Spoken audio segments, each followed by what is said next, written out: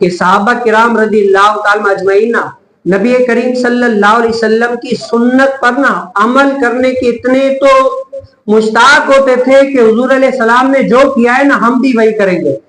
اب ظاہری اعتبار سے ہمیں وہ حکمت سمجھ میں آئے یا نہ آئے، لیکن حضور نے ایسا کیا ہے، لازمی طور پر اس میں کوئی نہ کوئی حکمت ہوگی، صحابہ ایسے کرتے تھے۔ میں نے آپ کو پہلے بتایا ایک صحابی رسول بہت بڑا درخت ہے، لیکن اس درخت کے نیچے سے نہ جھک کر گئے، تو دوسرے دیکھنے والوں نے پوچھا ہے صاحب بھی درخت تو بہت بڑا ہے،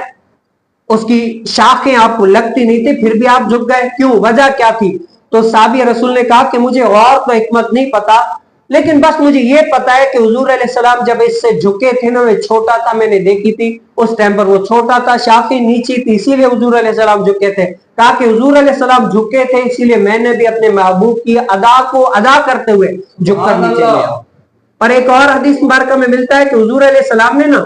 اونٹ کی، یعنی اونٹ کعبے کی طرف ہو، اس کو سترہ بنا کر، شاید سترہ بنا کر اس کی طرف منہ کر کے نماز پڑھی، تو صحابہ نے بھی کیا کیا، اسی اونٹ کو منہ کر کے نماز پڑھی۔ تو کسی نے پوچھا کہ اے صحابی تم نے اونٹ کی طرف منہ کر کے کیوں نماز پڑھی؟ کہا کہ حضور علیہ السلام نے اس طرف منہ کر کے نماز پڑھی تھی، میں نے بھی اسی حضور کی ادا کو ادا کرتے ہوئے نماز پڑھی۔